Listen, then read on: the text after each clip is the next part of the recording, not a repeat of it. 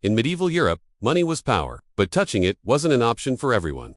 The story I'm about to tell you isn't about secret plans or global conspiracies. This is a story about necessity, prohibitions, and survival.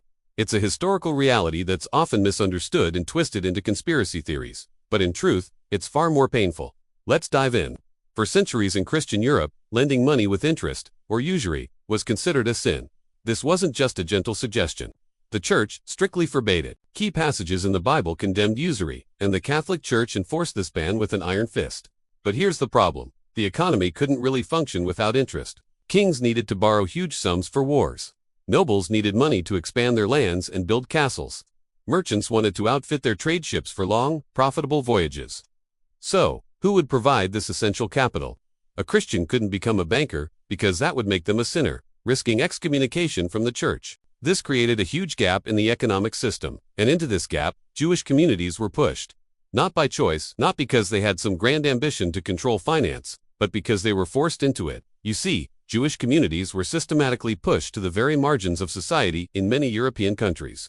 They were forbidden from owning land, a privilege reserved almost exclusively for Christians. They couldn't join the powerful craft guilds, which meant professions like blacksmithing, weaving, or carpentry were completely closed off to them. They were barred from holding any government positions, whether in the military, the courts, or administration. In many cities, they were forced to live in segregated neighborhoods called ghettos and wear distinctive clothing to mark them as different. With so many doors slammed shut, very few options remained. One of them was money lending. Why? Because the Christian ban on usury didn't apply to them. Jews were subject to their own religious law, halakha, which prohibited lending with interest to other Jews, but it did allow for commercial transactions with non-Jews. So, they took on the role that the European economy desperately needed but simultaneously despised. And this position didn't bring them power. It brought them incredible vulnerability. Just imagine you're a king. Let's say you're King Philip IV of France, and the year is 1306. Your treasury is empty. Wars are unbelievably expensive, and your debts are piling up. Most of those debts are owed to Jewish bankers. So what did Philip do? He found a shockingly simple solution. He expelled all Jews from France, confiscated their property, and just like that, his debts were erased. This wasn't a one-time event. It was a terrifyingly common pattern. In 1290, King Edward I of England expelled all Jews from the country.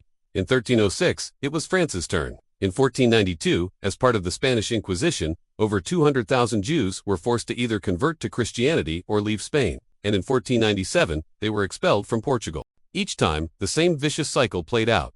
First, there was a need for their financial services. Then came the accusations and resentment. And finally, expulsion and plunder. When a Jewish banker lent money to a king, what did they really gain? A bit of temporary security, maybe some protection. But they also became a permanent target.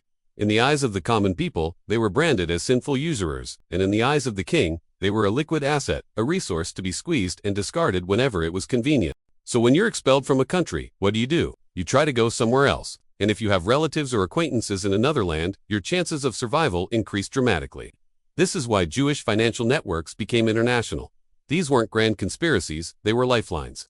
Networks of trust and family stretched from Amsterdam to Venice, from Hamburg to Prague. If you weren't safe in one country, you had a cousin or a brother-in-law in another who could help. Money itself wasn't always transported. Information was. Trust was more valuable than any written contract. They developed sophisticated systems using letters of credit, messengers, and interconnected family businesses. In fact, these networks laid the groundwork for modern banking. The check system we use today, letters of credit, and even some core concepts of the stock market evolved from innovations developed during this period out of sheer necessity. But it's crucial to understand this point. Jews didn't control money. Money became their primary means of survival. In the 18th century, the Rothschild family emerged as the most famous and perhaps most misunderstood example of this system. Meyer Amschel Rothschild started as a modest money changer in the Frankfurt ghetto. He developed a brilliant strategy. He placed his 5 sons in 5 different European capitals. Nathan went to London, James to Paris, Salomon to Vienna, Karl to Naples, and Amschel stayed in Frankfurt. Through this strategy, they built one of Europe's most effective and rapid financial networks. During the Napoleonic Wars, they were instrumental in arranging loans for the British government and transferring funds to Wellington's army fighting Napoleon. Yes, they became incredibly wealthy. But at the same time, they became one of the most vilified and targeted families in Europe. The Rothschilds didn't invent the system of state debt. They just made it more efficient. But complex financial systems were, and still are, difficult for the public to understand. The idea that a family was arranging massive loans for the winners of wars seemed, to many, like they were dark, shadowy forces pulling the strings. And things that aren't understood often curdle into conspiracy theories. Towards the end of the 19th century, anti-Semitic propaganda found a powerful new weapon. The narrative that the Jews control the world began to be used as a simple, catch-all explanation for complex economic crises and social unrest. It's always easier to believe that someone is running things behind the scenes than to grapple with the messy, complicated realities of economics and politics. Then, in 1903, a forged document was published in Russia called the Protocols of the Elders of Zion.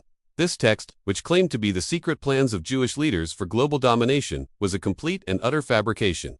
It was later proven to be a forgery in court, but by then, the damage was done. The lie had already spread to millions of people, poisoning minds across the globe. In reality, the power was never with the bankers. The real power lay with the kings, the armies, the tax systems, and the colonial empires. Bankers served this power. They didn't control it. A banker could lend money to a king, but the ultimate power, the power to repay that debt, to command an army, to collect taxes from the people, was always in the hands of the state.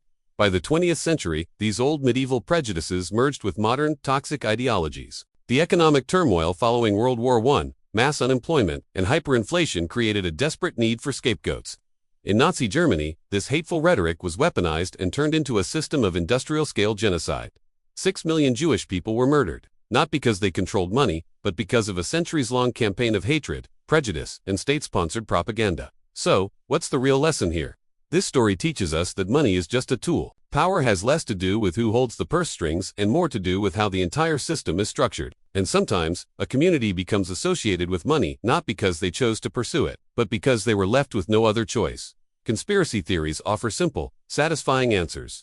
Real history is complex, messy, and often uncomfortable, but seeking out and understanding the truth is always more valuable. If this video gave you a new perspective, please don't forget to like it. I'd love to read your thoughts in the comments. What other historical events do you think are widely misunderstood today? And please subscribe to our channel so you don't miss our next videos, where we'll keep exploring history with more facts and fewer conspiracy theories. Thanks for watching, and see you next time. For those who are willing to listen, history is always a lesson.